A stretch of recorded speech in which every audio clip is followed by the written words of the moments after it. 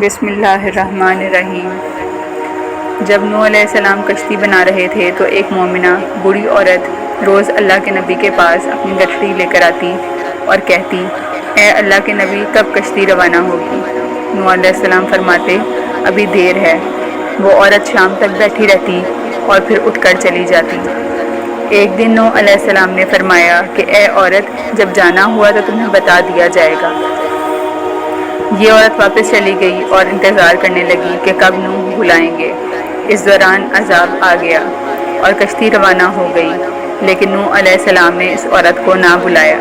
ظاہری طور پر نوح علیہ السلام کو اس کو بلانا بھلا دیا گیا۔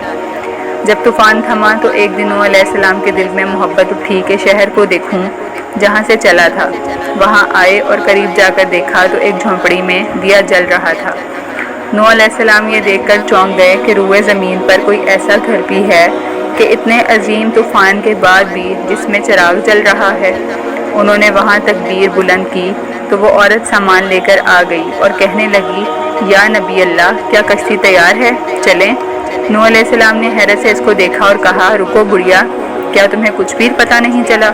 وہ کہنے لگی، یا نبی اللہ، کیا نہیں پتہ چلا؟ کہا، اتنا بڑا سیلاب آیا، بارش آئی اور تمہیں کچھ بھی پتہ نہیں چلا؟ بڑھیا کہنے لگی، یا نبی اللہ، بس ایک دن بادل گرجے تھے اور کچھ ہلکی سی فوار پڑی تھی۔ نوح علیہ السلام حیران ہو کر آسمان کی طرف دیکھنے لگے اور کہا، میرے اللہ، یہ کیا ماجرا ہے؟